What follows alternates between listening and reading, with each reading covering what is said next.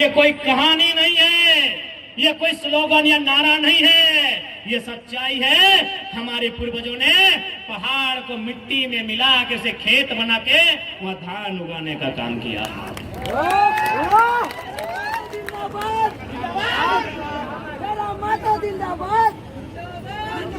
इसलिए यदि हम लोग सरकार में आते हैं तो सबसे पहले झारखंड के लोगों की जमीन को सुरक्षित करेंगे। जमीन नहीं तो कुछ भी नहीं।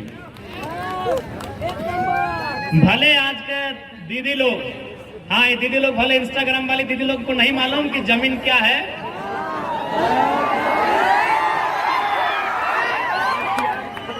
हाँ मुस्कान दी आपको भी बोल रहे हैं। भले आज हमारी बहन लोग को नहीं मालूम है, लेकिन आपको बता दें असली संपत्ति हमारी जमीन का टुकड़ा है। क्योंकि दीदी आपके गर्दन में जो सोना है वो चोरी हो जाएगा।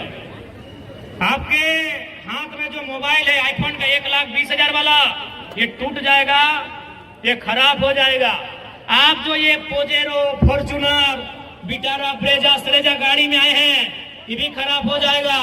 लेकिन जमीन कई पीढ़ी से है और जब तक सूरज चांद रहेगा तब तक ये टुकड़ा रहेगा।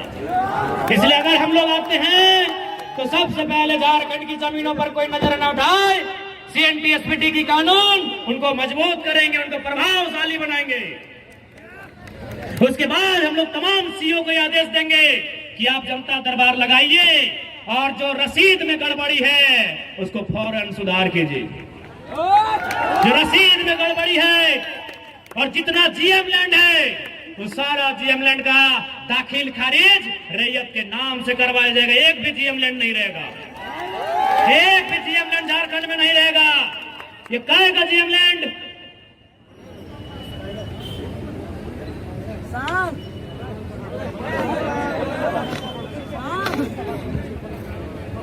काय का GM लैंड?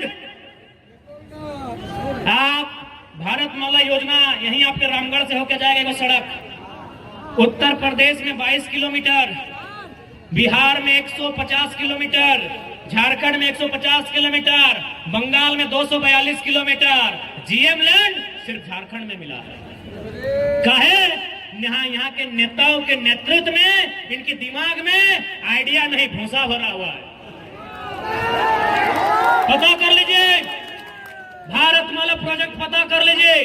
उत्तर Pradesh 22 kilometre, Bihar 150 kilometre, Jharkhand 150 kilometre, Bengal 242 kilometre. GM land कहीं नहीं मिला है, मिला है तो मामूली मिला है, लेकिन झारखंड में आधा से ज्यादा मिला है। यानी इसका मतलब GM लैंड आपके बाप का है। बस क्या था कि आपने दाखिल खारिज नहीं करवाया, उसकी जमाबंदी चकबंदी जो होता है रसीद काटने की प्रक्रिया, आपने वो नहीं किया। इसलिए झारखंड में अगर हम लोग गवर्नमेंट में आते हैं एक भी GM लैंड नहीं रहेगा। वहां के जो लोग हैं ग्राम सभा किया जाएगा, ग्राम सभा के लिए अधिकारी डिप्यूट किया जाएगा और GM लैंड का रसीद कटवाया जाएगा। अभी देखिए क्या होता है, जैसे कोई कंपनी को दुलमी प्रखंड में जमीन चाहिए फैक्ट्री लगाने के लिए। अब रैयत अगर जमीन नहीं देना चाहता है वो GM लैंड को टारगेट करेगा। सरकार तो जानबे करते हैं, दलाल है पूंजीपति का, नेता विधायक दलाल होता है उनका। वो क्या करेगा? GM लैंड को लेगा। पहले वो कंपनी कहां बैठेगी? GM लैंड में। उसके बाद आपको इतना परेशान किया जाएगा, आपको इतना सताया जाएगा और लास्ट में पुलिस के डंडे से आपका जमीन जबरन लिया जाएगा। उदाहरण मांडू, बुढ़ा खाप और रामगढ़ की कहानियां हैं। आप नहीं भी देंगे तो GM लैंड में आके कब्जा करेंगे, वो जंगल झाड़ी लैंड में आके कब्जा करेंगे और धीरे धीरे रैयत के जमीन को लेने का काम करेंगे। क्या झूठ बोल रहे हैं? रामगढ़ और मांडू से ज्यादा इस दर्द को कोई नहीं जानता। इसलिए जमीन में जो नजर गड़ाएगा उस नजर को हम लोग तीर धनुष से बीत देंगे। दूसरा, जो आज लगातार युवा परेशान है, आज छात्र परेशान हैं, उसके लिए हम लोग एक मजबूत स्थानीय नीति और उसके आधार पर एक नियोजन नीति लेके आएंगे और साथ ही साथ एक सरल और सुलभ सिलेबस भी लेके आई है। अभी का सिलेबस लोग इतना मोटा बना दिया है जितना दिमाग में अटेगा नहीं। आज रामगढ़ सीसीएल का एरिया है ना, आपकी नई जेनरेशन में कितने लोगों को सीसीएल में नौकरी लगा है? बाप दादा को भूल जाइए, जमीन के बदले नौकरी हुआ है। रामगढ़ में, रजरप्पा में हमारे ही लोगों का नौकरी हुआ है जमीन के बदले। वे लोग इस मीटिंग में आए भी हैं। मैं उनसे सवाल करूंगा कि आपने जमीन देके तो नौकरी लिया है, लेकिन नौकरी करते करते कहां कहां जमीन लिया है, हमको हिसाब दीजिए। कहां कहां लिए? पंकज दा पप्पा, कहां कहां जमीन ले लो?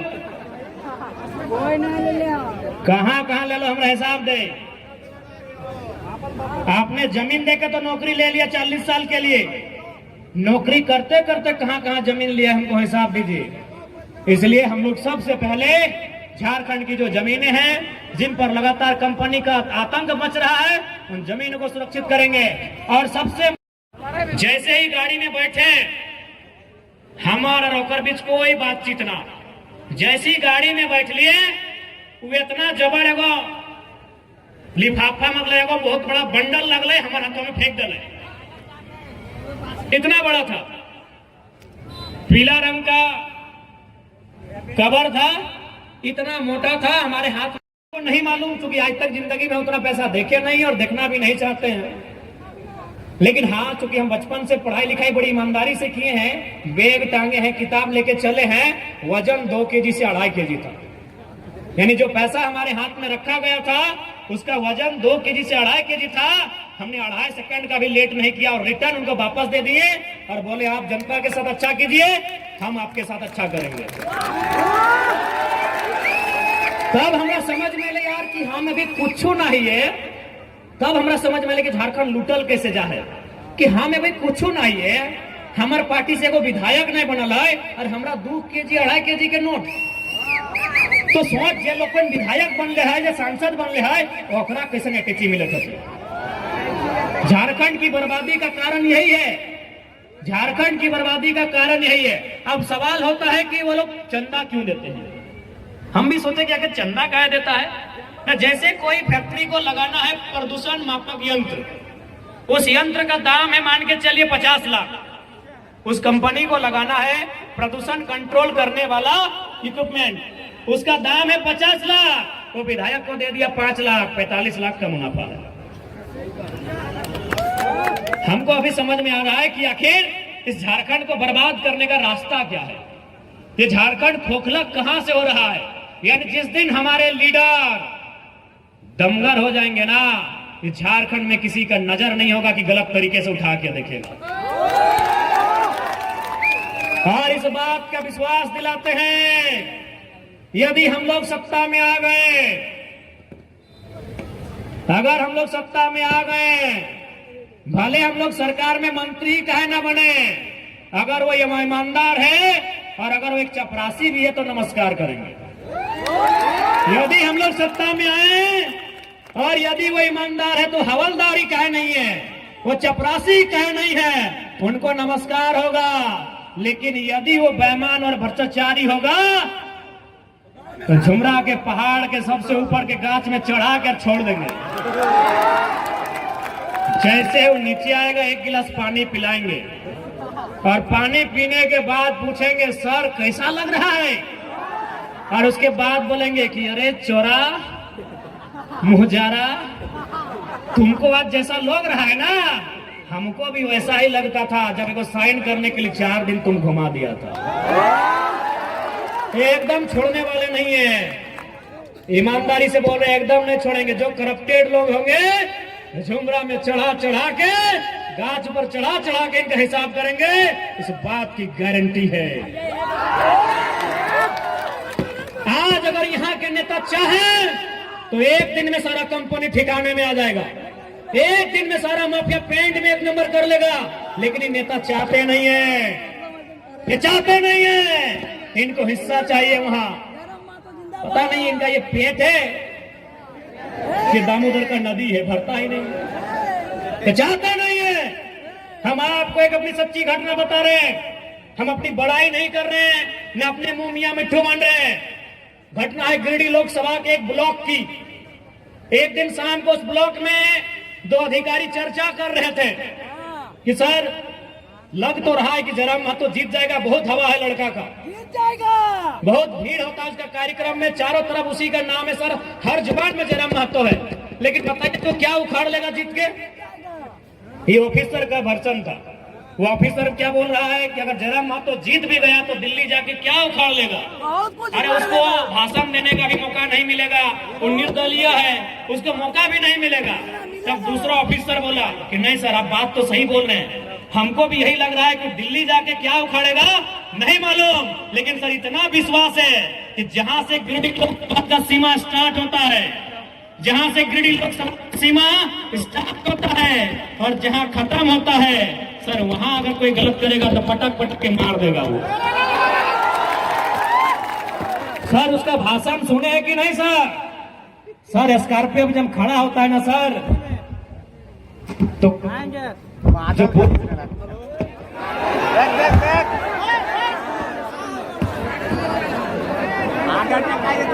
हेलो ए मौसा काय गो, जब सर वो स्कॉर्पियो में खड़ा होता है ना सर, उसका आंख देखे सर, आंख लाल दिखता है। यानी हमको पूरा विश्वास है दिल्ली में क्या उखड़ेगा नहीं मालूम सर, लेकिन जो प्रखंड में जो घुसखोरी चल रहा है ना सर, कसम से बोल रहे एक एक गो को उठा के पटकेगा रोड में वो। और उसका लड़का लोग को देखे कि नहीं सर, अपने बया खेपा लड़का है सर उसका टीम में, जान देने से नहीं डरता है सर। तो जो जान देने से नहीं डरता है वो लेने से भी नहीं डरेगा। ये दो अधिकारी ब्लॉक के बाहर एक दुकान था चाय का, वहां बैठ के चर्चा कर रहे थे कि जयराम महतो दिल्ली में कुछ नहीं उखाड़ पाएगा, हमको भी लगता है, लेकिन यहाँ उखाड़ उखाड़ के फेंक देगा। तो इस बात की आपको गारंटी देते हैं, जिस दिन हम लोग राजधानी में अपना स्थान बनाएंगे, उस दिन जो भी करप्टेड लोग होंगे उनको सीधा झुमरा के पहाड़ में ले जाके उल्टा नहीं करवाएंगे, उल्टा उल्टा कैसे घोलटाएंगे उनको। सीधा उंगली से झारखंड में घी नहीं निकलेगा। बहुत कोई बोलेगा कि नहीं वो लड़का एकदम झगड़ा है, बोलेगा कि जयराम महतो टाइगर झगड़ा है, खाली झगड़ा का बात करता है। तो बोलिएगा 24 साल आप लोग श्री श्रीमान बोल के क्या उखाड़ लिए? 24 साल क्या उखाड़ लिए? आज भी तो एक मामूली आदमी थाना प्रभारी के सामने गया तो ऐसे खड़ा होता है, सर बोलिए कहे बुलाए, आप नौकर है क्या? आप मालिक है। ये श्रीमान और श्री श्री बोल के ये लोग क्या उखाड़ लिए? इसीलिए पर मौका दीजिए ना, जो ईमानदार है उसको श्री और जो बेईमान है उसको रे। जो ईमानदार है उसको श्री जारदा। आओ पुलिस वाला दादा के बोला प्रणाम ना। जो ईमानदार है उसको श्री और जो बेईमान है उसको रे। एक बार मौका दीजिए ना, इनको बताएंगे पावर क्या होता है। एक बार मौका दीजिए, इन घुसखोरों को, दलालों को, लुटखोरों को बताएंगे कि लोकतांत्रिक देश में एक नेता की हैसियत क्या होती है। एक बार मौका दीजिए, इनको बताएंगे कि लोकतंत्र क्या है और की ताकत क्या है। एक बार अवसर दीजिए और इस बात की पूरी गारंटी है, इस बात की पूरी गारंटी है, कोई बख्शे नहीं जाएंगे। इसलिए आज तमाम झारखंड के जनमानस तोहनी के साफ साफ स्पष्ट कह जाओ कि यदि आज चेतला नहीं, आज अगर जागे के चेष्टा नहीं करला तो आने वाला 20 साल बाद हमने की स्थिति और बुरा भय जेतो।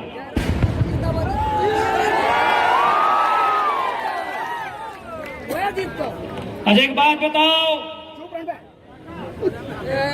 यहाँ कितना धन है जकर राशन कार्ड में नाम है? अरे हमरो मैया के लाजवाब की बात है, बहुत इंपॉर्टेंट बात बोल रही हो। राशन कार्ड कितना किलो चार मिला है? 5 किलो। हमने पूरा परेशान, लाइन लग गया, बीडीओ सीओ के गोड़ पकड़ लेला कि राशन कार्ड में नाम चढ़ा दे। अच्छा एक बात बताइए, राशन कार्ड में नाम चढ़ाना आपकी आजादी का प्रतीक है या गुलामी का? हाँ या ना बताइए। राशन कार्ड में नाम चढ़ाना आजादी है या गुलामी?